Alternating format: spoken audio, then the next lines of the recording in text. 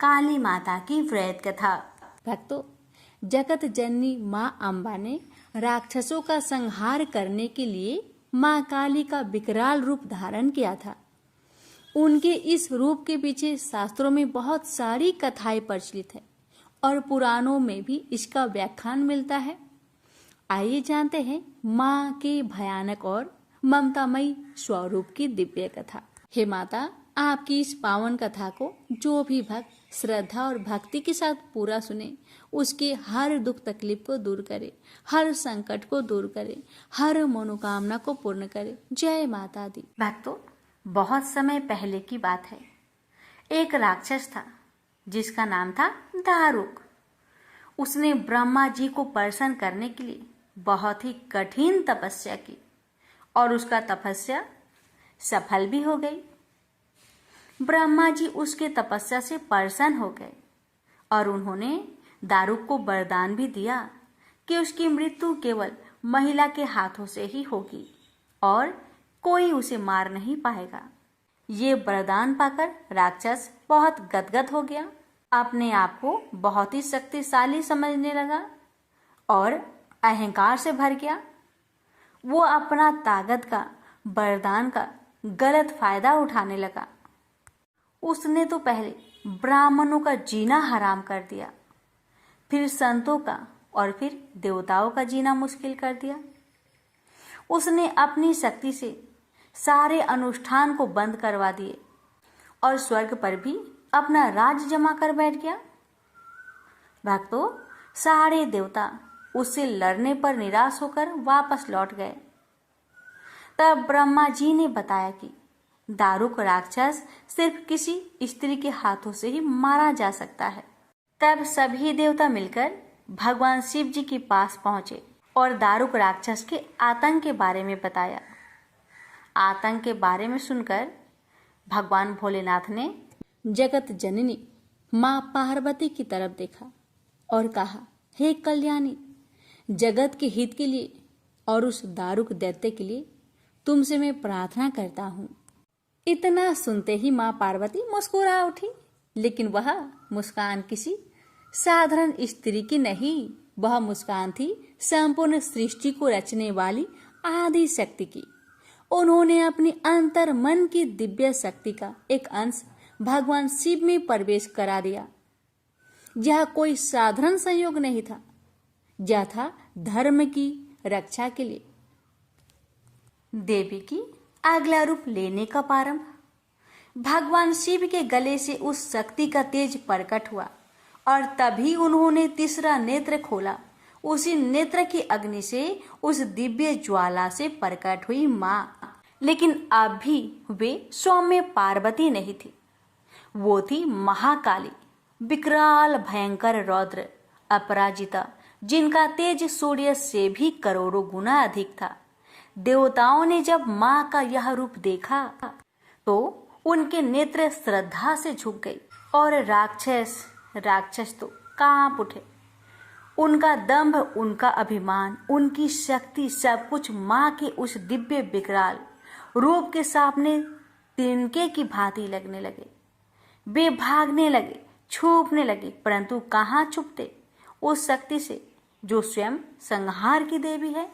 माँ काली का शरीर अंधकार के समान काला था, लेकिन उस अंधकार में भी ब्रह्मांड का प्रकाश समाहित था। उनकी आंखों से ज्वालाएं निकलती रही थी और जब उन्होंने हुक्कार भरी तो जैसे सृष्टि का रोम रोम ठरा उठा। केवल एक हुक्कार से ही असंख्य दैत्यों का नाश हो गया। वे भस्म हो गए, जलकर राख हो गए। यह केवल शक्ति नहीं थी, यह धर्म की पुकार थी, यह अन्याय की अंत की घोषणा थी। भक्तों, माँ काली के हुक्कार से ही सैकड़ों नहीं हजारों दैत्यों का संहार हो गया। उनका विकराल रूप और प्रचंड ऊर्जा को देखकर पृथ्वी कांप उठी, आकाश थरथरा गया और दिशाओं ने मौन ओढ़ लिया। उनका एक एक कदम प्रलय की घोषणा कर रहा था। सभी असुर जलकर भस्म हो गए थे, लेकिन माँ का क्रोध, वह तो अभी उग्र था। उनके नेत्रों से ज्वालाएं निकल रही थी, उनका अंग अंग बिजली की तरह चमक रहा था। उनके इस प्रचंड रूप से सृष्टि का संतुलन बिगड़ने लगा। हवाएं तेज बहने लगी, पर्वत डोलने लगे और धरती पर जीवन संकट में आ गया। देवता जो अभी अभी उस राक्षसी आतंक से मुक्त हुए थे, अब मां के उस अनंत तेज से भयभीत हो उठे। वे पुनः दौड़कर भगवान भोलेनाथ के चरणों में गिरे और बोले, हे भगवान, हे नाथ, आप इस अग्नि रूपी को शांत करिए। तब वह दृश्य घटा जिसने इस ब्रह्मांड की सबसे महान शक्ति को भी ममतामयी कर दिया। भोलेनाथ ने मां के उस विकराल रूप को शांत करने के लिए एक सरल उपाय किया। उन्होंने स्वयं एक बालक का रूप धारण कर लिया। वह कोई साधारण बालक नहीं था, वह था बटुक भैरव, नन्हा, निष्कलंक, मासूम, परंतु भीतर से वही शिव जो संहार के देवता है। उस बालक ने रोना शुरू किया। नन्हे नन्हे हाथ, आंखों से बहते आंसू और हृदय को चीर देने वाली करुणा ध्वनि, माँ माँ माँ। यह आवाज माँ काली के कानों तक पहुंची। उनकी ज्वलनशील आंखें अचानक स्थिर हो गई। वे पलट कर देखती है, एक मासूम बालक रो रहा है, माँ माँ माँ कह के। उनकी सांसें रुक जाती है, क्रोध जैसे वही थम जाता है। और फिर वह दृश्य हुआ जिसे देखकर तीनों लोगों ने चैन की सांस ली। माँ काली ने वह प्यारा सा बालक जिसे देखकर उनका हृदय वात्सल्य से भर उठा, उन्होंने उस बालक को दोनों हाथों से उठाया, हृदय से लगाया। उस एक आलिंगन के साथ ही सृष्टि में फैली अग्नि शांत हो गई।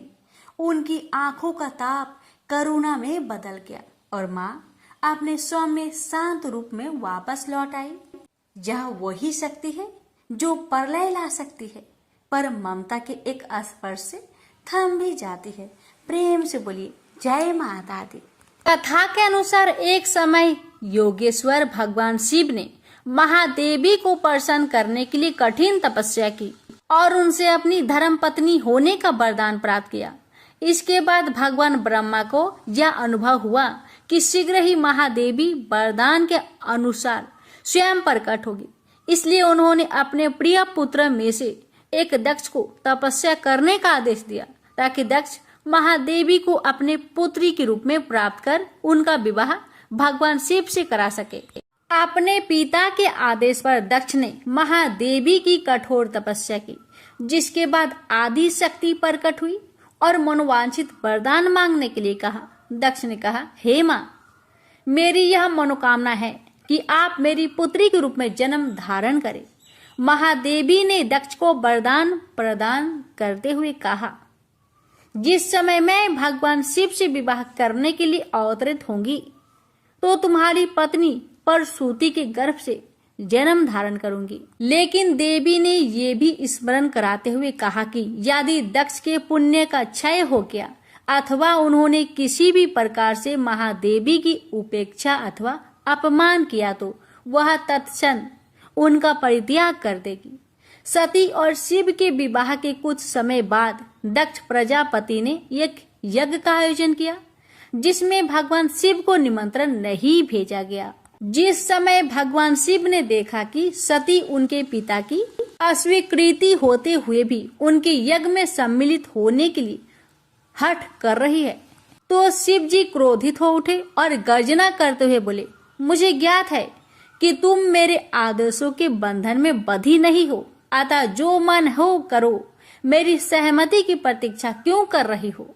भगवान शिव के ऐसी कठोर वाणी सुनकर देवी क्रोधित हो गई और मन ही मन यह विचार करने लगी कि भगवान शिव मुझे अपनी धर्म पत्नी के रूप में प्राप्त करने के बाद मेरे वास्तविक परम शक्ति स्वरूप को भूल गए हैं।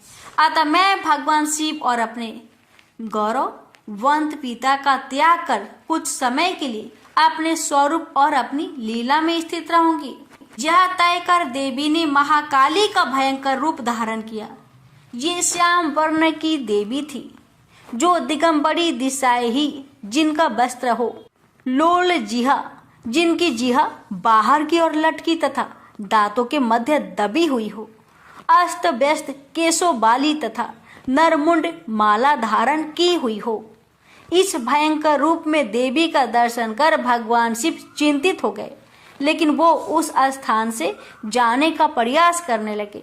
अपने प्रिय भगवान शिव को नाराज होकर जाता देखकर देवी माँ ने कृपा करते हुए भगवान शिव को किसी भी दिशा में भागने से रोकने के लिए और सभी 10 दिशाओं को अवरुद्ध करने के लिए 10 भिन्न भिन्न रूप धारण किए और भगवती के प्रत्येक रूप ने एक एक दिशा को अवरुद्ध कर दिया।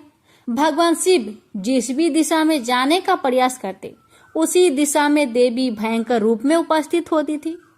अंततः निकलने का कोई मार्ग न मिलने पर भगवान शिव ने अपने नेत्र बंद कर लिए। बाद में जिस समय उन्होंने नेत्र को खोला, देवी महाकाली अपने विकराल स्वरूप में उनके समक्ष ही खड़ी हुई थी। भगवान शिव ने प्रश्न किया, तुम श्यामा कृष्ण वर्ण वाली कौन हो? मेरी प्रिय सती कहाँ है? देवी ने हंसते हुए उत्तर दिया, क्या आप मुझे पहचान नहीं सकते? मैं आपकी प्रिय सती हूँ। मैं सृष्टि संहारकारिणी सूक्ष्म प्रकृति हूँ।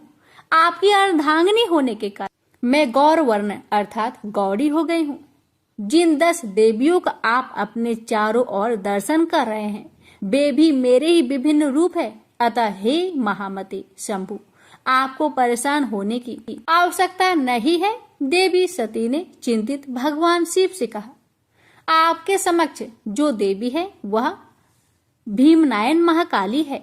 आकाश अथवा अंतरिक्ष दिशा में तारा है, दाहिनी और चिन्ह मस्ता है, आपके बाई और भुवनेश्वरी है, आपके पीछे बगलामुखी है, दक्षिण पूर्व कोने में अग्निकोण में धूमावती है, दक्षिण पश्चिम कोने में नेतृत्व कोण में कमला है, उत्तर पश्चिम कोण में वायु कोण में मातंगी है, उत्तर पूर्व कोण में यानी ईशान कोण है, वहाँ षोडशी त्रिपुरी सुंदरी है, और मैं स्वयं आपके भीतर ही भैरवी के रूप में विद्यमान हूँ।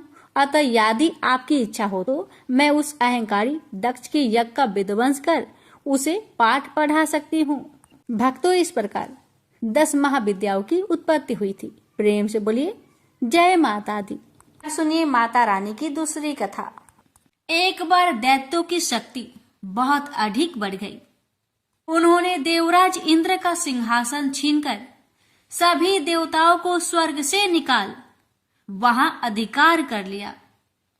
इन दैत्यों के राजा शुभ और निशुभ नामक 2 भाई थे। महिषासुर, रक्तबीज, चंड मुंड व धूम्रलोचन जैसे दर्जनों सेना नायक और करोड़ों दैत्य की सुसज्जित सेना उनके पास थी। पराजित देवताओं द्वारा प्रार्थना किए जाने पर आदिशक्ति भगवती भवानी ने दुर्गा के रूप में अवतरित होकर उन दैत्यों का संहार किया था। इस युद्ध के मध्य ही देवी दुर्गा ने अपनी सहायता के लिए अपने ललाट से एक अत्यंत शक्तिशाली और विकराल देवी को प्रकट किया। काली, कलिका, चामुंडा, महाकाली आदि इसी देवी के अनंत नामों में से कुछ नाम हैं। मातेश्वरी दुर्गा के अवतार धारण और उनके द्वारा शुभ निशुभ की संपूर्ण सेना के विनाश की कथा काफी लंबी है। जब भगवती भवानी दुर्गा ने शुभ निशुंभ के सेनापति धूम्रलोचन को सेना सहित यमपुरी पहुंचा दिया तो दैत्यराज शुभ ने चंड मुंड को आदेश दिया कि वो देवी को पकड़कर उसके पास लाए। आज्ञा पाते ही दैत्यों ने जगदम्बा दुर्गा को चारों ओर से घेर लिया और उन्हें पकड़ने मारने की चेष्टा करने लगे। यह देख देवी को बहुत क्रोध आया। क्रोध के कारण उनका मुखमंडल काला पड़ गया, भवें वक्र हो उठी। उसी समय उनकी भौवें के मध्यवर्ती भाग और ललाट से विकराल मुख वाली काली नामक देवी प्रकट हुई। अत्यंत भयंकर और शक्तिशाली होने के बावजूद काली मां का शरीर अत्यंत कृशकाय था। उनके शरीर में नाम मात्र का मांस था, केवल अस्थि पंजर नजर आता था, जिससे वे अत्यंत भयावह दिखाई पड़ रही थी। काली, कालिका, महाकाली, चामुंडा और चामुंडा आदि नामों से विख्यात 4 भुजा वाली यह देवी अपने हाथों में तलवार, पास और विचित्र खड्ग धारण किए हुए थी। वह चीते की चमड़े की साड़ी पहने नर मुंडों की माला से अलंकृत थी। भवानी दुर्गा के मस्तक से प्रकट होने के बावजूद काली मां का स्वरूप अत्यंत विकराल था। वे काफी लंबी, पतली थी और किसी भी वाहन पर सवार नहीं थी। उनका मुखमंडल बहुत अधिक बड़ा था। उनकी लंबी जीभ काफी बाहर तक निकली हुई थी। उनकी आंखें अंगारों की तरह दहक रही थी और अपनी भीषण गर्जना से पृथ्वी आकाश को कपा रही थी। अपनी घोर गर्जना से सभी दिशाओं को गुजाते हुए मातेश्वरी काली बड़े वेग से दैत्यों की सेना पर टूट पड़ी और उनका भक्षण करने लगी। वे पार्श रक्षकों, अंकुशधारी, महावतों, योद्धाओं तथा अनेक हाथियों को एक ही हाथ में पकड़कर अपने मुख का ग्रास बना रही थी। किसी को बालों से पकड़ लेती, किसी का गला दबोच लेती, किसी को पैरों से कुचल डालती और किसी को छाती के धक्के से गिराकर मार देती। वे असुरों के फेंके हुए बड़े बड़े अस्त्र शस्त्र मुंह से पकड़ लेती और रोष में भरकर उनको दांतों से चकनाचूर कर डालती। काली द्वारा अनेक दैत्य तलवार के घाट उतर गए, अनेक खटवांग से पीटे गए और कितने ही असुर दांतों के आग्र भाग से कुचले जाकर मृत्यु को प्राप्त हुए। इस प्रकार देवी ने असुरों की उस समस्त सेना को क्षण भर में ही धराशायी कर दिया। अपनी सेना का विनाश होते देख चंड काली देवी की ओर दौड़ा। महादैत्य मुंड ने भी अत्यंत भयंकर बाणों की बौछार तथा हजारों चक्र एवं अन्य शस्त्रों से भयानक नेत्रों वाली देवी को आवृत कर दिया। वे चक्र देवी के मुख में समाते हुए ऐसे जान पड़ रहे थे मानो सूर्य के बहुतेरे मंडल बादलों के उदर में प्रवेश कर रहे हो। मातेश्वरी काली दैत्य सेनापति मुंड द्वारा चलाए गए अस्त्र शस्त्रों का भक्षण करते और अनेक राक्षसों को अपने शस्त्रों में समाप्त करते हुए विकट अट्टहास करती जा रही थी।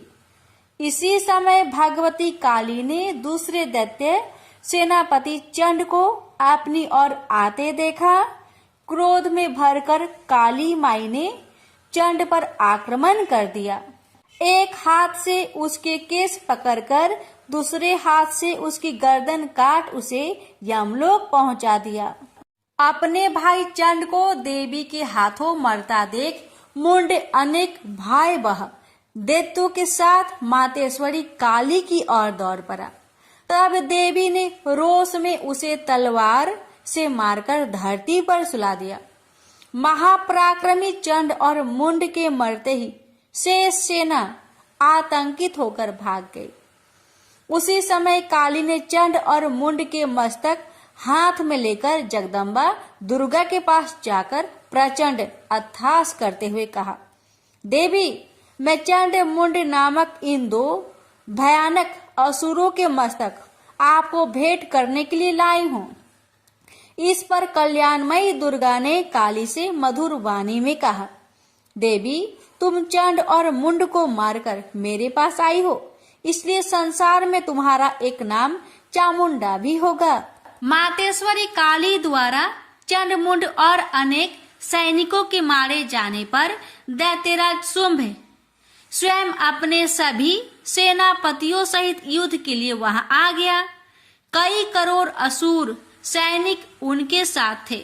उस समय सभी मात्र शक्तियां भी देवी की सहायता के लिए युद्ध क्षेत्र में आ गई दोनों ओर से भीषण अस्त्र शस्त्र चलने लगे।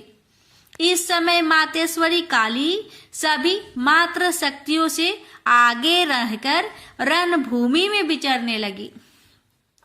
अपने खटवांग, त्रिशूल एवं अन्य अस्त्र शस्त्रों से वे असंख्य दैत्यों को काल के गाल में पहुंचा रही थी। यद्यपि सभी मात्र शक्तियां मातेश्वरी दुर्गा एवं उनका सिंह अनेक दैत्यों को समाप्त कर रहे थे, परंतु मातेश्वरी काली साक्षात रण चंडी बनकर दैत्यों को गाजर मूली की तरह काट रही थी। मातेश्वरी काली इस समय इतने क्रोध में भरी हुई थी कि वे दैत्यों को अस्त्र शस्त्रों से मारने के साथ ही उनका भक्षण भी करती जा रही थी। अत्यंत भयंकर और विकराल रूप था इस समय मातेश्वरी काली का। अनेक राक्षस तो आपके इस रूप को देखकर तथा उनके द्वारा लगाए जा रहे अट्ठासों की भीषण आवाज सुनकर ही यमलोक सिधार गए। मातेश्वरी काली का अवतरण मात्र इन दैत्यों को मारने के लिए ही नहीं हुआ था, उनका इससे भी अधिक महान कार्य था। दैत्य सेनापति रक्तबीज के वध में भगवती दुर्गा की सहायता करना। उस प्रचंड दैत्य रक्तबीज को एक अद्भुत वरदान प्राप्त था। जहां भी उसके रक्त की एक बूंद गिरती थी, वहीं तत्काल उतना ही शक्तिशाली एक असुर उत्पन्न हो जाता था। मातेश्वरी काली, भगवती दुर्गा और अन्य मात्र शक्तियों के हाथों दैत्यों को मरते एवं घायल होते देख महादैत्य रक्तबीज ने मातेश्वरी पर हमला कर दिया। वह अपनी गदा से सभी मात्र शक्तियों पर एक साथ प्रहार करने लगा। जब मात्र शक्तियों ने उस पर प्रहार किए तो उसके शरीर का रक्त जहां जहां गिरता वहां वहां उसके समान ही एक अन्य बलशाली दैत्य पैदा हो जाता। इस प्रकार वहां असंख्य दैत्य उत्पन्न हो गए जो रक्त बीज के समान ही बलशाली, भीषण और युद्ध कला में निपुण थे। इस समस्या का एकमात्र समाधान यही था कि रक्त बीज के अंग प्रत्यंग तो काटे जाए, परंतु उसके शरीर से निकलने वाले रक्त की एक बूंद भी भूमि पर न गिरने दी जाए। इस प्रयोजन की पूर्ति के लिए भगवती भवानी दुर्गा ने काली को चामुंडा नाम से संबोधित करते हुए कहा, चामुंडे, तुम अपने मुख को अधिक विस्तृत करो तथा मेरे शस्त्र पात से गिरने वाले रक्त बिंदु एवं उनसे उत्पन्न होने वाले महादैत्यों को अपने इस भयानक मुख से खा जाओ। इस प्रकार रक्त से उत्पन्न होने वाले महादैत्यों का भक्षण करती हुई तुम रण में विचरती रहो। ऐसा करने से उस दैत्य का सारा रक्त खत्म हो जाने पर वह स्वयं भी नष्ट हो जाएगा। जब तुम उन भयंकर दैत्यों को खा जाओगी तो दूसरे दैत्य नहीं उत्पन्न हो सकते। मातेश्वरी दुर्गा की यह बात सुनकर भगवती काली ने अपना आकार बहुत बड़ा कर लिया। इस प्रकार उन्होंने रक्त बीज के रुधिर के पान और दैत्यों के भक्षण हेतु महाकाली का विकराल रूप धारण कर लिया। भगवती दुर्गा जो इस समय क्रोध के आवेग में रणचंडी अर्थात देवी चंडिका बनी हुई थी, अपने भीषण शूल से उस महादैत्य रक्त बीज पर प्रहार किया। फलस्वरूप उसके शरीर से रक्त की धार बहने लगी, जिसे तत्काल ही मातेश्वरी काली ने अपनी लपलपाती जिह्वा द्वारा उदर स्वस्थ कर लिया। भगवती भवानी ने रक्त बीज पर प्रहार जारी रखी। उसके शरीर में स्थान से रक्त की धारा बहने लगी। रक्त बीज महाबलशाली और भयंकर दैत्य था, अतः उसके शरीर से बहुत अधिक रक्त बह रहा था, परंतु उसका जितना भी रक्त बह रहा था काली माँ अर्थात देवी चामुंडा उसे तत्काल पीती जा रही थी। इस रक्त को पीते समय रुधिर से काली के मुख में जो महादैत्य उत्पन्न हुए उन्हें भी वे उदरस्त करती चली गई। इस प्रकार भागवती दुर्गा रक्त बीज पर प्रहार करती रही और मातेश्वरी काली उस रुधिर का पान करती रही। इस समय रक्त बीज के रक्त और उनसे उत्पन्न असंख्य दैत्यों को भक्षण करने के लिए भगवती काली ने अपने मुख का आकार अत्यंत विस्तृत कर लिया था। उन्होंने संपूर्ण रणभूमि में अपनी जीवा को फैला दिया था। रक्त बीज तथा अन्य सभी असुरों को मारने के पश्चात मातेश्वरी काली सभी मात्र शक्तियों सहित भगवती दुर्गा में लीन हो गई।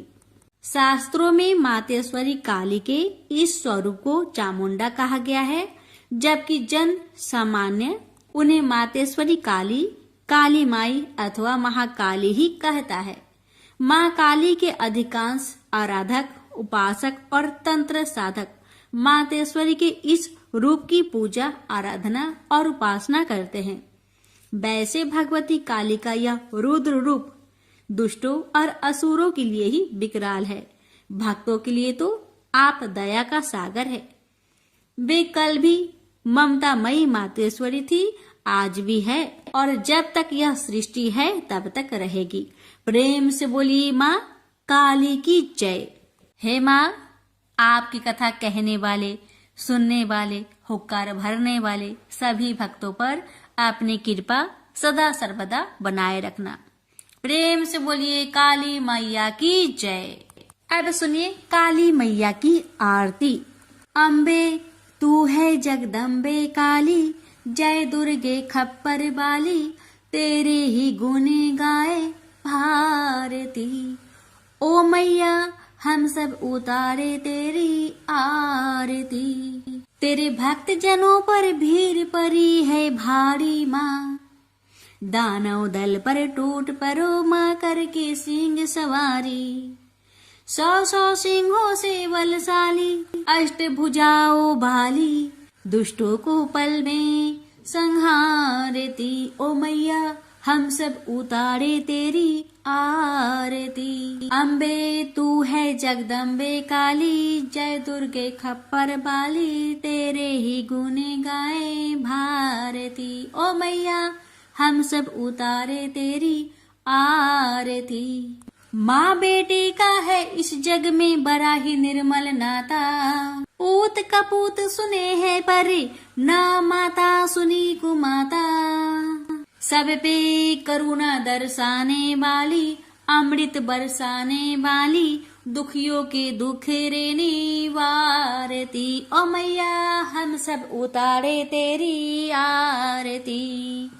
अम्बे तू है जगदम्बे काली, जय दुर्गे खप्पर वाली, तेरे ही गुने गाए भारती। ओ मैया हम सब उतारे तेरी आरती। नहीं मांगते धन और दौलत, ना चांदी ना सोना, हम तो मांगे माँ तेरी मन में एक छोटा सा कोना। सबकी बिगड़ी बनाने वाली, लाजे बचाने वाली, सतियों के सत्य को संवारती।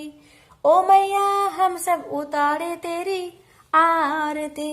अम्बे तू है जगदम्बे काली, जय दुर्गे खप्पर वाली, तेरे ही गुने गाए भारती। ओ मैया हम सब उतारे तेरी आरती। चरण शरण में खरे तुम्हारी, ले पूजा की थाली, बरद हस्ते सर पर रख दो माँ संकट हरने वाली। माँ भर दो भक्ति रसे प्याली, अष्ट भुजाओ बाली, भक्तों के कारज तू ही सारती। ओ मैया हम सब उतारे तेरी आरती। अम्बे तू है जगदम्बे काली, जय दुर्गे खप्पर वाली, तेरे ही गुने गाए भारती। ओ मैया हम सब उतारे तेरी आरती। प्रेम से बोलिए काली मैया की जय। शनिवार व्रत कथा। एक समय स्वर्ग लोक में सबसे बड़ा कौन के प्रश्न पर 9 ग्रहों में वाद विवाद हो गया। विवाद इतना बढ़ा कि परस्पर भयंकर युद्ध की स्थिति बन गई। निर्णय के लिए सभी देवता देवराज इंद्र के पास पहुंचे और बोले, हे देवराज, आपको निर्णय करना होगा कि हम में से सबसे बड़ा कौन है। देवताओं का प्रश्न सुनकर देवराज इंद्र उलझन में पड़ गए।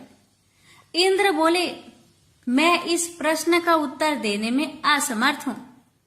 हम सभी पृथ्वी लोक में उज्जैनी नगरी में राजा विक्रमादित्य के पास चलते हैं।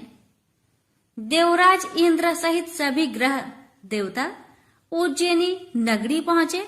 महल में पहुंचकर जब देवताओं ने उनसे अपना प्रश्न पूछा तो राजा विक्रमादित्य भी कुछ देर के लिए परेशान हो उठे, क्योंकि सभी देवता अपनी अपनी शक्तियों के कारण महान थे।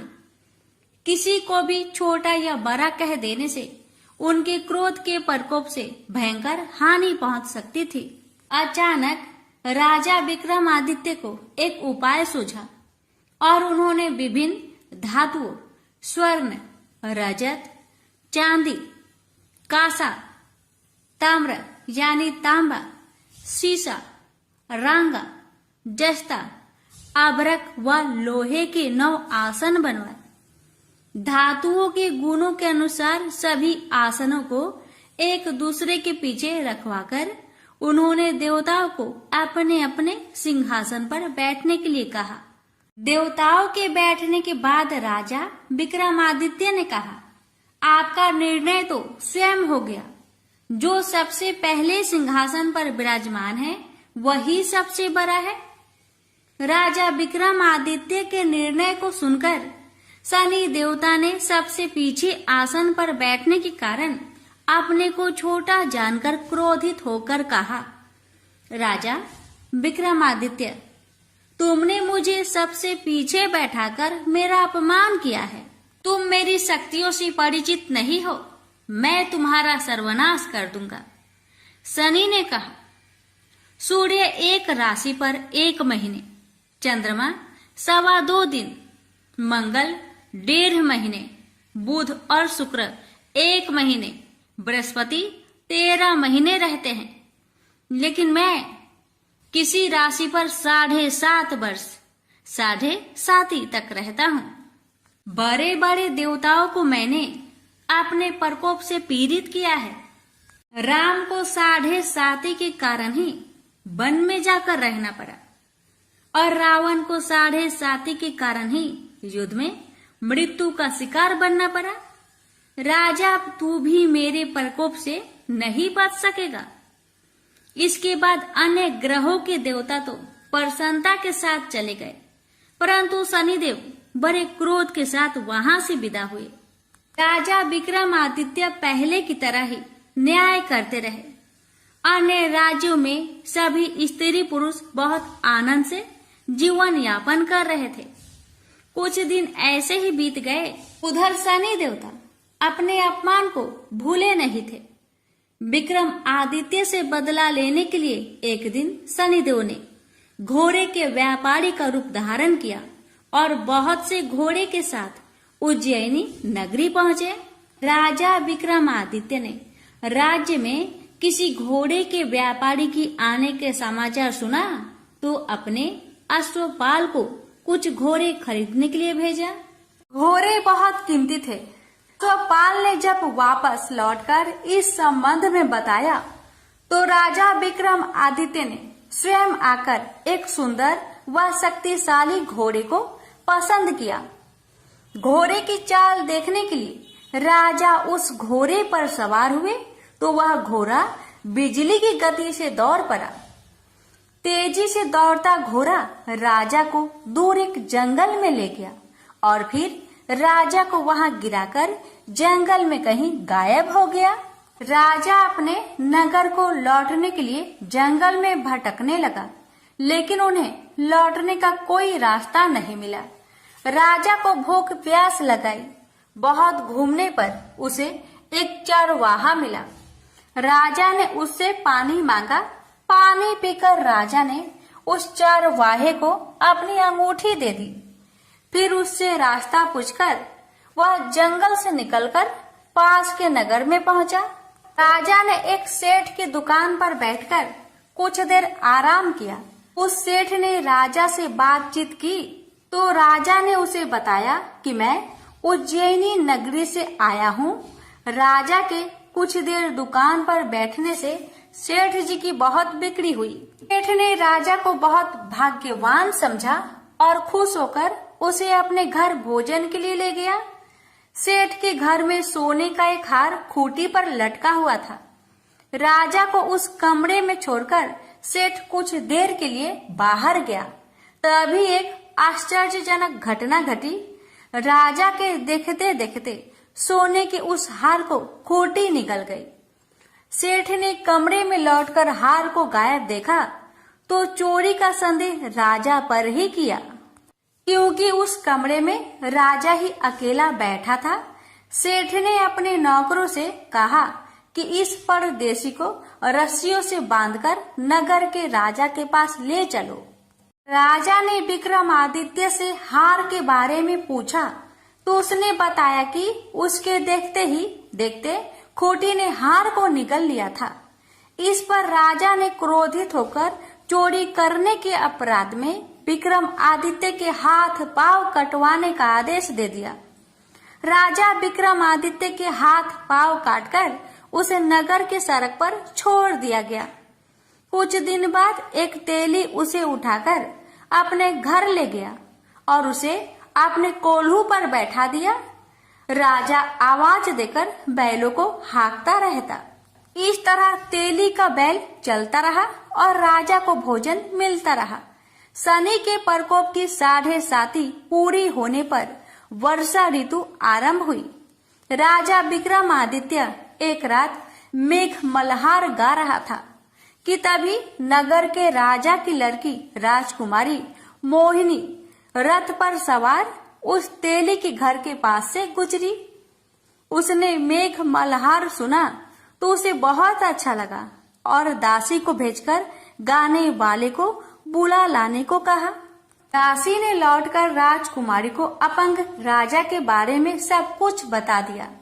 राजकुमारी उसके मेघ मल्हार से बहुत मोहित हुई, अतः उसने सब कुछ जानकर भी अपंग राजा से विवाह करने का निश्चय कर लिया। राजकुमारी ने अपने माता पिता से जब यह बात कही तो वे हैरान रह गए। रानी ने मोहिनी को समझाया, बेटी तेरे भाग्य में तो किसी राजा की रानी होना लिखा है, फिर तू उस अपंग से विवाह करके अपने पांव पर कुल्हाड़ी क्यों मार रही है। राजकुमारी ने अपनी जिद नहीं छोड़ी। अपनी जिद पूरी करने के लिए उसने भोजन करना छोड़ दिया और प्राण त्याग देने का निश्चय कर लिया। आखिर राजा रानी को विवश होकर अपंग विक्रमादित्य से राजकुमारी का विवाह करना पड़ा। विवाह के बाद राजा विक्रमादित्य और राजकुमारी तेली के घर में रहने लगे। उस रात स्वप्न में शनिदेव ने राजा से कहा, राजा तुमने मेरा प्रकोप देख लिया, मैंने तुम्हें अपने अपमान का दंड दिया है। राजा ने शनिदेव से क्षमा करने को कहा और प्रार्थना की, हे शनिदेव, आपने जितना दुख मुझे दिया है अन्य किसी को न देना। शनिदेव ने कुछ सोचकर कहा, राजा मैं तुम्हारी प्रार्थना स्वीकार करता हूँ।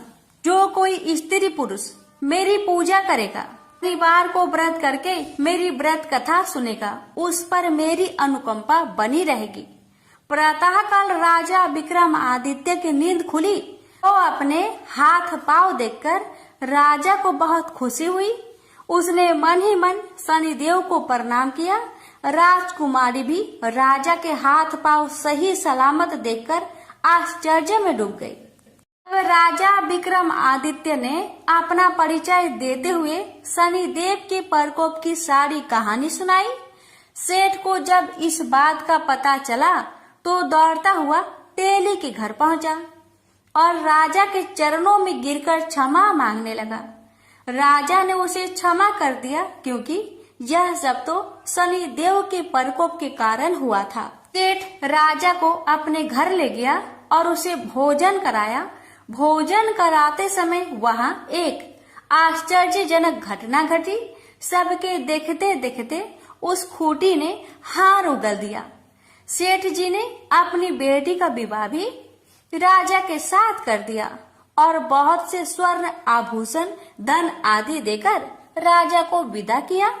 राजा विक्रमादित्य राजकुमारी मोहिनी और सेठ की बेटी के साथ उज्जैनी पहुंचे तो नगर वासियों ने हर्ष से उनका स्वागत किया।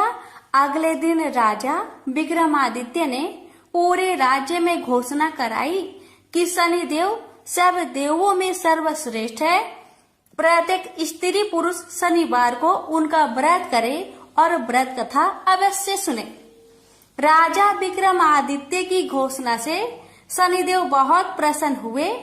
शनिवार का व्रत करने और व्रत कथा सुनने के कारण सभी लोगों की मनोकामनाएं शनिदेव की अनुकंपा से पूरी होने लगी। सभी लोग आनंद पूर्वक रहने लगे। प्रेम से बोलिए शनि महाराज की जय हो। एक ब्राह्मण को सपने में नीली घोड़ी पर नीली कपड़े पहने एक आदमी दिखाई देता था और कहता है, हे ब्राह्मण देवता, मैं तेरे लगूंगा। ब्राह्मण घबरा कर उठ गया। अगले दिन यही सपना उसे फिर आता है। यह सपना उसे रोज आने लगा। वह परेशान हो गया और चिंता के मारे दुबला होने लगा। उसकी पत्नी ने कारण पूछा तो उसने सपने के बारे में बताया। ब्राह्मणी बोली, वे अवश्य ही शनि महाराज होंगे। अब की बार दिखे तो कहना लग जाओ, पर 1:15 से ज्यादा मत लगना। उस दिन सपने आने पर ब्राह्मण ने कहा, लग जाओ, पर कितने समय के लिए लगोगे? शनि जी बोले, 7.5 वर्ष का लगूंगा। ब्राह्मण ने कहा, क्षमा करे शनि जी, इतना भारी तो मुझसे झेला नहीं जाएगा। तब शनि जी बोले, तो 5 वर्ष का लग जाऊंगा। ब्राह्मण बोला, यह भी मेरे लिए ज्यादा है। शनि जी बोले, 2.5 साल का लग जाऊं। ब्राह्मण ने मना किया तो शनि जी कहने लगे, 1.25 का तो लगूंगा ही। इतना तो कोढ़ी कलंगी भिखारी के भी लग जाता हूँ। तब ब्राह्मण ने कहा, ठीक है। ब्राह्मण को 1.25 की शनि की दशा लग गई। ब्राह्मण ने नींद से जागकर ब्राह्मण से कहा, मेरे 1.25 शनि की दशा लग गई है, इसलिए मैं जंगल में जाकर यह समय बिताऊंगा। मेरे लिए खाने पीने का सामान बांध दे। मेरे पीछे से किसी से लड़ाई झगड़ा ना हो, इसका ध्यान रखना। ज्यादातर घर में ही रहना। बच्चों का भी ध्यान रखना। इस 1.25 के समय में कोई गाली भी दे तो चुपचाप सुन लेना, बहस मत करना। यह सब समझाकर ब्राह्मण जंगल में चला गया। जंगल में ब्राह्मण एक पीपल के पेड़ के नीचे बैठ गया और हनुमान जी का पाठ करने लगा। 1 पहर बीत गया। ब्राह्मण ने सोचा बाकी बचा समय रास्ते में बीत जाएगा, इसलिए वहां से चल दिया।